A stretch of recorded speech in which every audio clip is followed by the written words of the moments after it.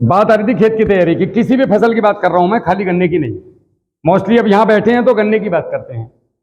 कम से कम आपको 5 ट्राली गोबर की खाद चाहिए। 5 ट्राली कितनी होती है, जिसका साइड में तख्ते लगे होते हैं और कम से कम उसके ऊपर 2.5 फीट की चोटी बनी होती है। मैं उस ट्राली की बात कर रहा हूँ देसी भाषा में। वे 5 ट्राली आपको 1 एकड़ में चाहिए। अब 1 एकड़ में यहाँ पे 5 बीघे होते हैं या 6 होते हैं, जैसे पूर्वांचल में तो 1.5 बीघा होता है, उनके बड़े हैं बीघे, हमारे छोटे हैं। अंकित के यहाँ जाओगे मुजफ्फरनगर तो वो 6 का है, कहीं कहीं 7.5 का है। तो 5 ट्राली गोबर की खाद कम से कम चाहिए। और शुगर मिल की अगर आपको मैली मिल जाए प्रेसमेंट, तो ये 1 ट्राली मिल जाए। ये 1 एकड़ में हमने डालनी है। इसके साथ में जमीन, सबसे पहले तो खेत की मिट्टी की जांच करानी है। हम लोग मिट्टी की जांच कभी नहीं कराते, कभी नहीं करवाते हम लोग। नहीं आता है, लैब खुली हुई है, दुनिया भर की लैब है। नहीं आए, आपके घर कोई नहीं आएगा। बीमार आप हो, आपको जाना है लैब में कि भैया ये मेरी मिट्टी है, 400 रुपये पकड़। नहीं, लैब है, क्यों नहीं है? बिजनौर में 20 लैब है, मुरादाबाद में लैब है। गुप्ता जी बताओ कहाँ पे? बड़ी मंडी है, सब्जी मंडी, उसके बैक साइड में पीछे रोड जा रही है। 50 रुपए लेते हैं पूरी जांच करके। आप इनसे पता पूछ लेना, ठीक है? अब वहां जाओ और लैब की जांच कराओ। नहीं कराओ तो मेरा नंबर दूंगा मैं आपको, मेरा नंबर लेना, मैं जांच करवा के दूंगा, ठीक है? मैं आपको एड्रेस दूंगा, आप मेरठ में करा लो, मुजफ्फरनगर में करा लो, बिजनौर में करा लो, कहीं पे भी लैब मिट्टी की जांच कराओ। फिलहाल मिट्टी की जांच जरूरी है, आप करवाओ ना करवाओ वो आपका देखो विषय है, उसमें मैं बहस नहीं कर सकता किसी के साथ। मैं आपका बालक हूं, मैं आप लोगों को कुछ चीज जो मैंने जीवन में सीखी है वो बताने आया हूं। आप लोग उसको मानिएगा या मत मानिएगा, वो आपका अपना विषय है। तो मिट्टी की जांच हमें सबसे पहले करनी है। अगर हमारा पीएच कम है तो हमें फिर 1 कुंटल चूना 1 एकड़ में डालना है, बिना भुजा चूना, डले वाला, जो पहले घर में पुताई के लिए हम कुच्ची बना के यूज करते थे, वो वाला। उसको पहले लेके आओ, खेत के बाहर कूड़ दो, उसके ऊपर आधी बाल्टी पानी छिड़क दो, 1 डेढ़ घंटे के बाद देखोगे तो वो पाउडर बन गया। अब उसको गोबर की खाद के ऊपर मिलाओ और पूरे खेत में फेंक दो 1 एकड़ में, ठीक है साहब? 2 किलो फिटकरी उसमें मिला लो, गुलाबी वाली जो फिटकरी आती है। अगर गेरू मिल जाए मिट्टी, 12 से 14.5 रुपए किलो का रेट है अभी। मैं लेके आया था अपने लिए, मैंने धान लगाया तो उसमें डाली है मैंने, वो आप डाल दो 25-30 किलो। बस इतनी कर लो, इतनी चीजों को डाल करके आपने और खेत में बिखेर देना है। अब अगर आप इसके अंदर 9 तरीके की फसलें बो दो, मात्र 25 दिन से 45 दिन के बीच के लिए, और इस चीज पे हमें आना ही पड़ेगा, आज नहीं तो कल, जो मैं बता रहा हूं। इसमें आपका ढैंचा हो गया, सनी हो गई, मतलब 3 तिलन वाली, 3 तेल वाली, 3 दाल वाली और 3 अन्य फसलें, जिसमें तिल आधा किलो जरूर डाल लेना, काले या सफेद जो मन करे। तिल का जो पौधा है वो मोथे को खत्म करता है और बायोमास बहुत जबरदस्त बनता है इसका, कार्बन बहुत ज्यादा निकलता है इससे। कार्बन पे भी आऊंगा मैं, कार्बन क्या चीज है। तो ये जब हम लोगों ने इस तरीके की फसलें बो दी, 9 फसलें, इसको आप 20 से 25 से 30 दिन छोड़ दो, उसके बाद इसकी जुताई कर दो और फिर आप इसके अंदर गन्ना बो। गन्ना बोते समय आप जब गन्ने का चयन कर रहे हो, मैं जैसे करता हूं, मैं अपनी बता रहा हूं, मैं एक तरफ से गन्ना नहीं कटवाता, एक तरफ से गन्ना काटा और वो पतला भी, मोटा भी, उससे मोटा भी और इतना मोटा भी, सारे गन्ने, कोई गन्ना पतला कोई मोटा बो दिए। जैसा गन्ना बोगे वैसे ही निकलेगा भैया, सीधी सी बात है, जैसे कर्म वैसा फ्यूचर। तो आपने क्या करना है, अगर मेढ़े में 4 गन्ने तमीज के हैं तो 4 ही गन्ने कटवाने हैं। बीज की बात कर रहा हूं मैं, कोई ऐसा नहीं जो 1000 एकड़ में यहाँ गन्ना बो रहा होगा। सब 10, 20, 30, 50 बीघे किसान पे जाकर के, बहुत कम किसान होंगे जो 50 बीघे से ऊपर के होंगे, और एक साल में कोई 50 बीघे नौलख नहीं बोता, 10 और 15 वाले ही हैं सारे। तो 10-15 बीघे में आराम से आप गन्ना छाट सकते हो। जो गन्ना बचा उसको कोल्लू पर डालो या अपना सेंटर पर डालो, आपकी इच्छा। मैं आपको अच्छा तरीका बता रहा हूँ जो मैंने सीखा है, यहाँ से लेकर जहाँ तक गन्ना होता है तमिलनाडु तक। अच्छा गन्ना निकालो, 1 आंख 2 आंख, वो मौसम को भी निर्धारित करता है आप कब बो रहे हो।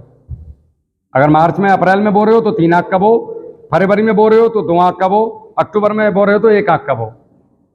गन्ना जो अच्छा बीज है बोने के लिए, अगर आप 10 महीने से नीचे का गन्ना बो रहे हो, वो गन्ना सबसे सर्वोत्तम माना जाता है गन्ना बोने के लिए। अभी जवाब पे बात चल रही है, आपका सवाल का जवाब। तो वो गन्ना जो है आपका सबसे बढ़िया माना जाता है 10 महीने से नीचे तक का। ये सारी चीजें आप लोगों को पता होंगी। बड़े भाई 10,000 नहीं, 10 आंख बोल रहा हूं मैं, 10 आंख, ये 10 महीने का, 10 महीने से कम का गन्ना, 10 महीने उम्र का, तो देखो, विरोध विचारधारा का होना चाहिए, सवालों का नहीं। अगर मैं आपके सवाल का जवाब दे रहा हूं तो आपको एकदम सज्जन की व्यक्ति उसको सुनना चाहिए, सज्जन की तरह से, है कि नहीं? वरना सबसे ज्यादा गर्म खून तो मेरा ही हो सकता है। मैं लड़ चला गया 18 साल सेना में। अगर सैनिक ही ठंडे हो गए तो देश मर जाएगा। तो किसान और जवान दोनों का संवाद चल रहा है। हम दोनों देश के स्तंभ हैं। मैंने बॉर्डर पर 18 साल तंगियां भरी हैं और तुम यहाँ पिल रहे हो रोज। कभी फावड़ा उठा के जा रहे हो, ठंड में भी, बरसात में भी, हाथ में चोट लगी तब भी। मतलब हर हालत में काम करना, घर में मौत भी होगी तो भी डंगरों का गोत लाना है। तो किसान और जवान दोनों की जय बोली जाती है, देश में तीसरे की जय नहीं बोली जाती। और यहाँ दोनों ही एक दूसरे से बात कर रहे हैं, तो साला बहस का तो मुद्दा ही नहीं है बीच में हमारे। ठीक है, कुछ गलत लगे तो आप आराम से बोलना कि भैया ये शब्द गलत है। अब क्योंकि मैं फिर फ्लो से भटक जाता हूं। 10 महीने से नीचे का गन्ना ही सर्वोत्तम है भाई साहब, इससे ऊपर का गन्ना कामयाब नहीं है। पूरी रिसर्च करके देख लो जो मैंने करी है। लेकिन वो पॉसिबल हो नहीं पाता। किसान कहाँ ढूंढेगा 10 महीने का? अगर किसी के पास अगर बेचारे के 12 महीने का खड़ा है तो वो कहाँ से लाएगा साहब? दूसरा मांगने से भी बीज नहीं देते, गाँव में इतने बदमाश हो गए। तू कहते ना भैया मेरा तो फलाना मौसा लेके जाएगा, मतलब वो चाह के भी आपको बीज नहीं देगा कि इसका गन्ना बढ़िया हो जाए।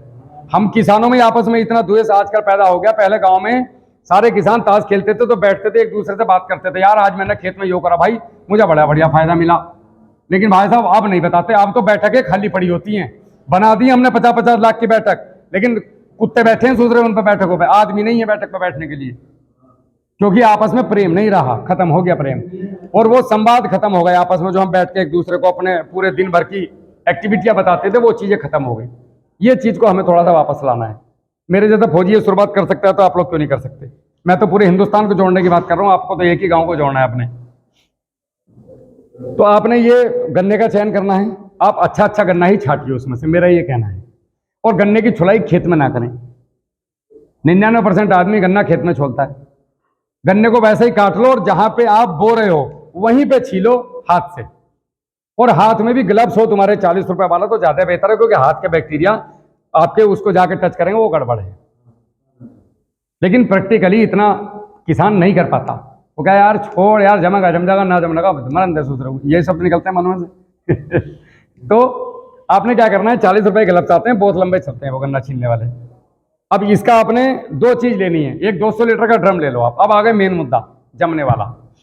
200 लीटर का ड्रम ले लो आप। 200 लीटर के ड्रम में 2 किलो चूना डाल दो, बिना बुझा, डले वाला। 12.5 रुपए किलो है, थोक में लाओगे तो 9.5 रुपए किलो मिल जाएगा, और वैसे खुर्दे में 12.5 रुपए किलो है। इसके अंदर सल्फर WDG 1 किलो डाल दो। अगर वो नहीं डाल सकते तो गंधक आती है, आपने देखोगे टुकड़े ऐसे ऐसे लट्टू जैसे, वो गंधक ले लो 1 किलो। 50 लीटर वेस्टी कंपोजर में डाल के 15 दिन पहले रख दो गन्ना बोने से, और वो 1 लीटर इसमें डाल दो। वो फ्री का सौदा। अब आपकी मर्जी, आप बाजार जाओ या इधर आओ। मैं आपको दोनों विकल्प बताता चलूंगा, ये फ्री ये बाजार, जिधर जाना उधर चले जाना, सोचना आपको है।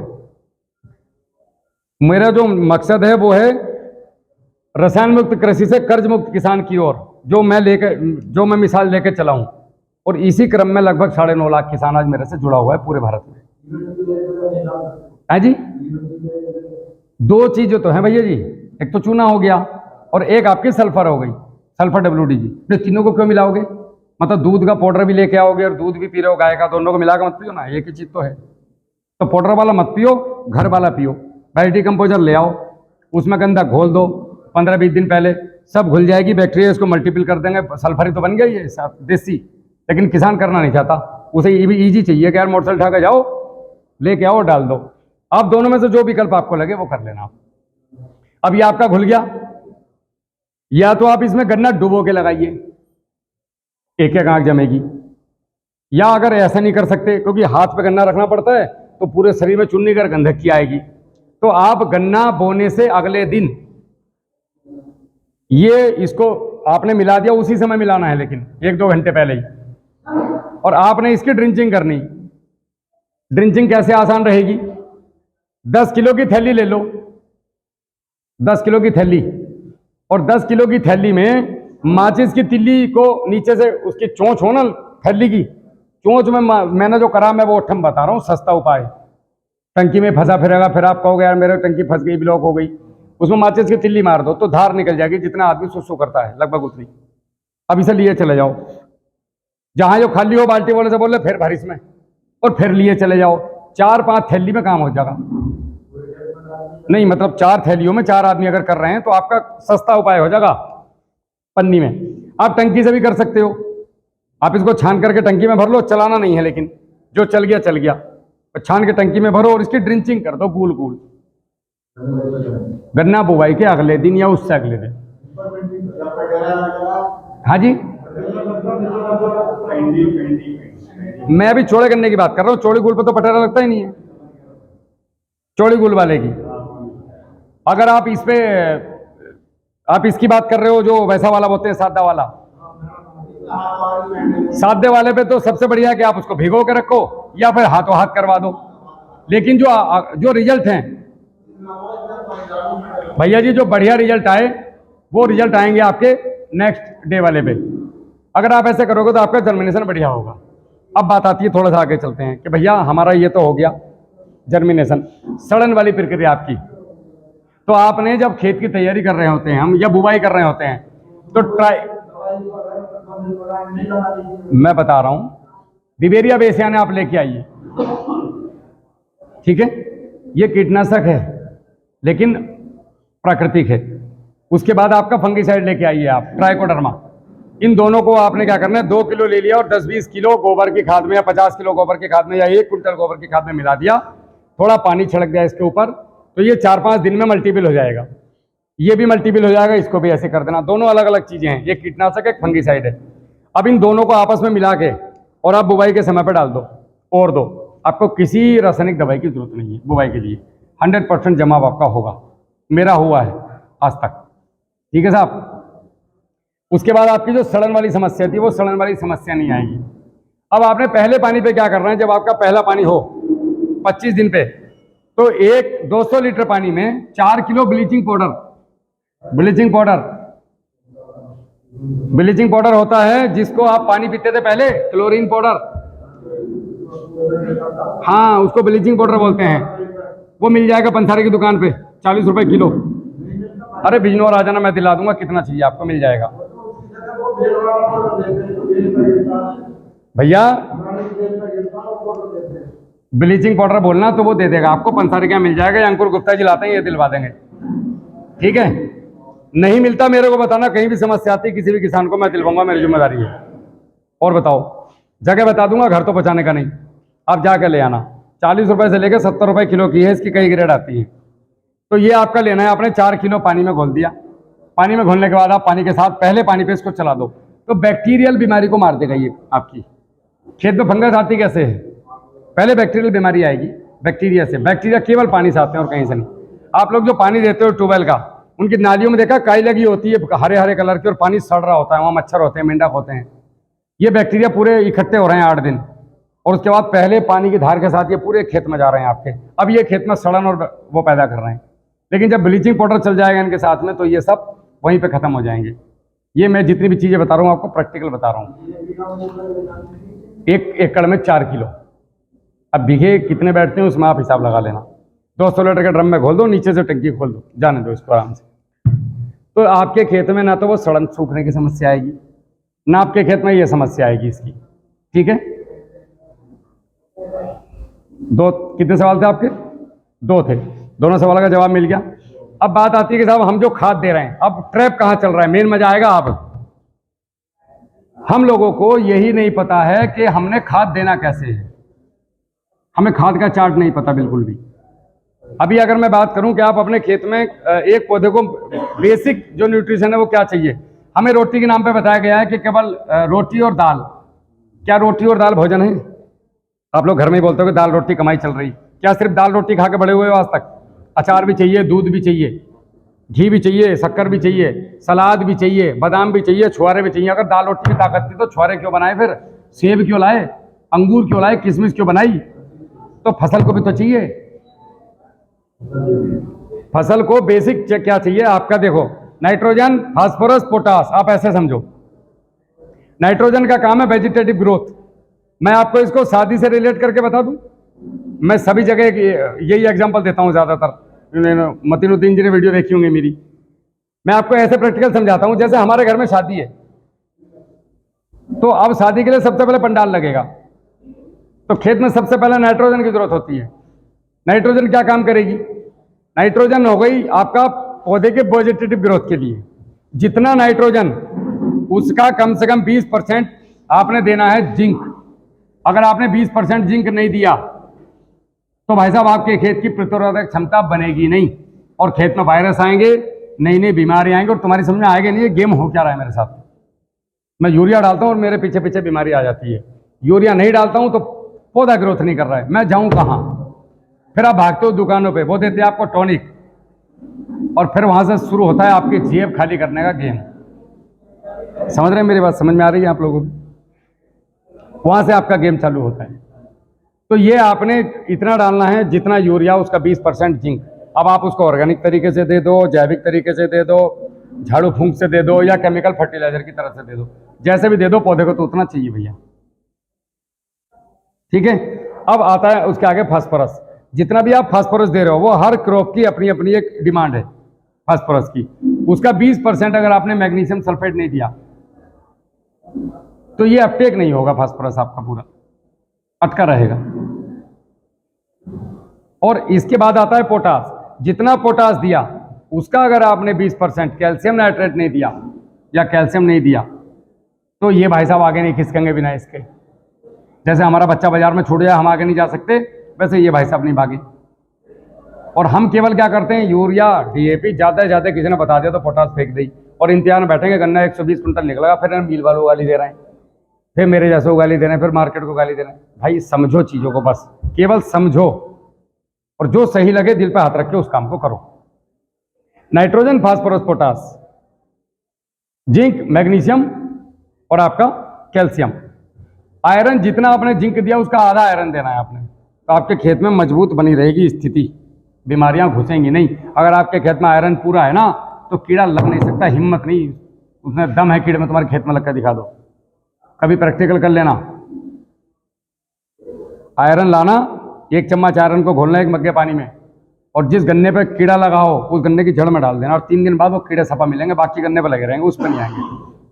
आयरन की पूर्ति से कीड़ा नहीं आता है, जिंक की पूर्ति से वायरस नहीं आते हैं, प्रतिरोधक क्षमता बनती है बीमारी की। जैसे आप लोग क्यों बोलते हो कि फौजी आदमी दुर्गम क्षेत्रों में खड़े हैं, हम सियाचिन में बंदूक चला रहे हैं, तुम यहाँ जाडो में किड़किड़े बन जाओ, तुम्हारी गन्ना डालना जाओ तो 20 गाली लोगों को आकर 2 घर कि तुम्हारा चक्कर में मर गया मैं गन्ने पर जाके। हम तो ना देते गाली किसी को, हम वहाँ माइनस में खड़े हैं।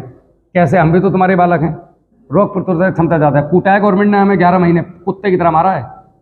ऐसे मारते हैं आदमी, इतना तो यहाँ लड़ाई में नहीं मारते तुम लोग की जो गाँव में जितना हमें पहला जाता है वहाँ। तो रोग प्रतिरोधक क्षमता बढ़ाई जाती है हमारी वहाँ पे।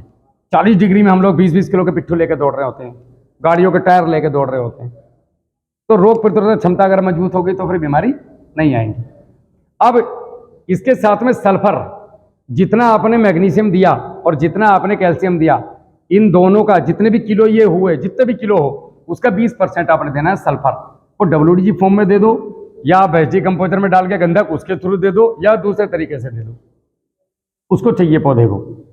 तो ये आपने दिया तो आपके फल की क्वालिटी उच्चतम बनेगी, मतलब गन्ने की पोरी लंबी जाएगी। उदाहरण के तौर पर जी स्वस्थ पौधे को कितना कैल्शियम और कितना भैया जी अलग, पोषक तत्व होने चाहिए, ये अलग अलग क्रॉप के अनुसार है। गन्ने के लिए यहाँ विषय गन्ने का चल रहा है। गन्ने का विषय मैं इस पे आऊंगा अभी, मैं पहले स्वस्थ गन्ने के लिए कितनी कैल्शियम, मैं उसी पे तो आ रहा हूँ। पहले मैं चार्ट तो कंप्लीट कर दूं, चार्ट कंप्लीट करके फिर आपकी बात पे आऊंगा। तो ये आपका सल्फर हो गया। जितना आपने सल्फर दिया उसका आधा आपको पोटेशियम होमेट देना है। पोटेशियम होमेट मतलब ह्यूमिक एसिड। उसको आप कई प्रकार से दे सकते हो, जैविक में कई चीजें हैं ह्यूमिक की। चावल का मांड है, वेजी कंपोजर में डाल के रखो 7 दिन, खेत में चला दो, हो गया काम पूरा। आपके देसी कंडे हैं उपले, उनको भिगो दो, उसका बन गया। वरना बाजार में मिल रहा है, लाओ खरीदो डालो। कई तरीके हैं इसके। एक आ गया आपका लास्ट में पोटेशियम फुलवेट। पोटेशियम फुलवेट क्या काम करता है? आपकी जमीन की ईसी, इलेक्ट्रिक कंडक्टिविटी, खाद को देखिए, जैसे फास्फोरस है या कोई भी खाद है, फास्फोरस तो चलायमान होता नहीं है, इसको भी गोद में उठा के वहां तक लेके जाना, या जड़ों को सेंसिटिविटी देना कि आप यहाँ जाओ, यहाँ पे खाद है, वो पोटेशियम फुलवेट का काम है। जब तक आपकी जमीन में इलेक्ट्रिक कंडक्टिविटी ज्यादा रहेगी तो अंकुरण नहीं होगा, कम रहेगी तो भी मामला खराब है। इसको मेंटेन कौन करता है? Fulvic acid, potassium fulvate. जितना मैंने सीखा है, मैं कोई साइंटिस्ट नहीं हूँ, मैं 12वीं पास फौजी हूँ, और मैंने जितना भी सीखा है खेतों में सीखा है। मैं इसकी लिटरेचर नहीं पढ़ा हूँ किताब, अगर कोई मेरे से रिपोर्ट मांगने लगे तो मेरे पास रिपोर्ट नहीं है, करके देख लो, गारंटी मेरी, वरना इसी हॉल में जूते मार देना दोबारा बुला करके, इतनी गारंटी है। तो पोटेशियम फुलवेट अगर आप डालोगे तो आपके ज़मीन की इलेक्ट्रिक कंडक्टिविटी बढ़ेगी, और आप जो भी खाद देंगे, पोटेशियम फुलवेट और ह्यूमेट ऐसे हैं, ये जो ऊपर की चीज़ें थी इनको पौधे को अपटेक करवाएंगे। ठीक है। अब भैया आप पूछ रहे थे हमारे हिसाब से